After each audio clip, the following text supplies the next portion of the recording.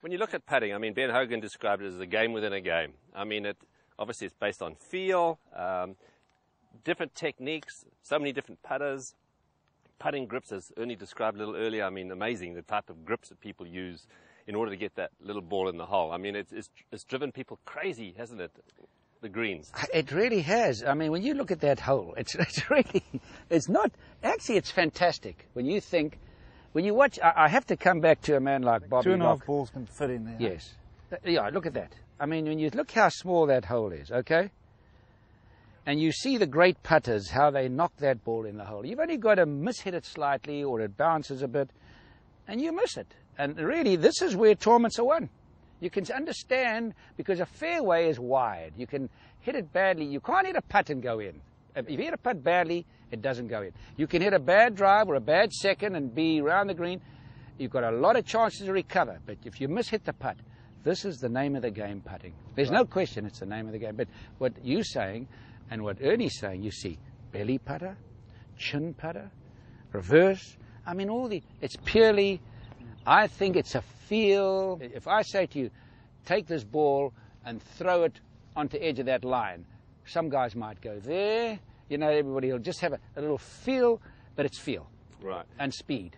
So how about short putts? Because these really do give people a lot of problems. I mean, obviously the nerves come into it, but say the 3-4 footers. Is there any technique that you think is important? I mean, obviously one of the things that you see so with you through the years is how long you keep your head down. I mean, I think that's great. You don't look to see where the putt's going. But a lot of putters don't. A lot of putters have putted. You know, this is you see, golf. I say golf is a puzzle without an answer. It's a game of contradictions. You'll see another guy putt. You watch Bobby Locke. Now, I tell you what. I really believe that Tiger Woods, you have to give him the benefit of the doubt, is the best putter. But Bobby Locke never putted on greens as great as these are. I think Bobby Locke is definitely as good as Tiger Woods was if you gave him these greens. Now, I played over 100 rounds with Locke. He put the ball on the toe like that, okay? Now, if he had let me do this if I can do this, because this will really impress you. Here's a left to right putt. He aimed it there. He aimed it there. He put the ball on the toe like this, and he moved. Watch me. Watch how I hit it. That's how he put. He moved that much. I don't know. It's all speed and feel. Speed and feel. You look at the great putters. Ben Crenshaw locks it up like this all the time. You know, if you can avoid, let me tell you something. Everybody chokes. Doesn't matter who it is. Nerves are a big thing. Yeah. Nerves are a very big thing in golf. Some guys choke less than others. But when you get these putts like this, man, you know if you don't hit it right, and that's a full shot, that's a full drive. You see a lot of guys that struggle with their putting, the amount of time they spend over the ball. Yes. When you start seeing a guy standing over here, you know, and he's looking, and, you know, I mean, I've been struggling with my putting a little bit the last year or so. And when I look at tape of myself when I was a bit younger, you know, you take your stroke, you know, get up there, you look once, and boom, you hit it. Right. You don't stand over the ball and think, oh my goodness, what if I miss this putt? What is my playing partner going to think? What is my wife going to think? What is my bank balance? You know, you get up there, it's a game, and, you know, get on with it. Let's try long putt here. I'd like to talk to you guys about lag putting, because I think for a lot of players, if they can learn to get the ball close to the hole in these long putts, I mean, it's going to Takes away pressure. Takes away the pressure. Well, I think when you have longer putts, obviously you don't want to feel like you got to rush through the ball. You know, the putter weighs a certain amount of grams. Right. You know, and I think you got to be swinging the weight of the putter, rather than trying to move the ball from point A to point B. Read the green.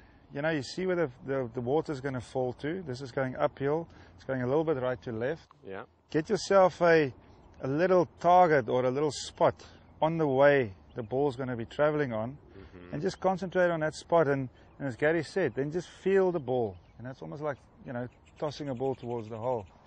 I mean, I'm not going to have a short stroke and a long follow through. Right. I'm going to have almost the same back as the same through, and not try and release or flick at it too much. It's like your hands, arms, and shoulders all work together, which is great. You know, there's no just flip with the hands. It's a little bit soft there. It's actually a C minus there. Gary, you can do much better than that. But see, I'm looking at that there now, and when the last thing I'm doing is I'm trying to remember how far. All right. It's a C plus. It's just a C. I only got it closer because he showed me. But you know, but you see, the last thing you do, your subconscious, is telling you. Yeah. It's combining the feel. Is that a nice way? Yes. It's a combine of your subconscious and your feel. Yeah, but it's there. The last thing we're going to talk about. How about a putting routine? Your routine probably hasn't changed through the years at all, would you say? No, I don't change. You like practice strokes next I think to the ball? It goes hand in hand with your technical side of the game. I mean, even before you hit a golf shot, you know, from the fairway or the tee, you know, myself I always get my little target where I aim my club over, and then I put my body in. And I think the same goes onto the putting green. You need to have your routine, right. How you read the putt, how many practice strokes you take, maybe not even take a practice stroke, but keep that very consistent. Okay, let's have a look at your routine, then we'll look at yours, Gary, on these two putts here. Yeah, okay. We'll move this one out of the way here.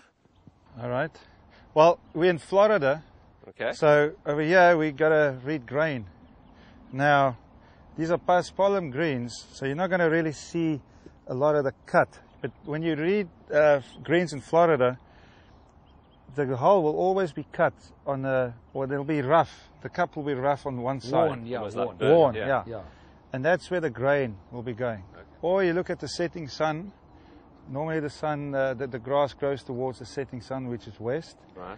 So you read that into your read. Or water sometimes too, right? Or exactly, or where the water's going to flow to. You know, right. The water's going down here.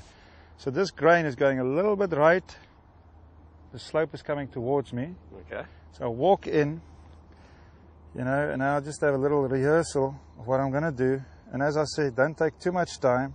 Just look once, and boom. I obviously look, as Ernie said, always the first thing, and that was Locke taught me that as a kid. The first thing he said, well, look where the cup's worn. That's the first thing. So that's the first thing I look at. And I like to always, and I'm having a practice swing, but I'm visualizing it going in. I think that's important. That before you putt, if you visualize it not going in, you're in trouble. And a lot of guys do that. So I get up there and I've had my practice swings and I say, okay, I visualize that going in. I'm going to make the putt.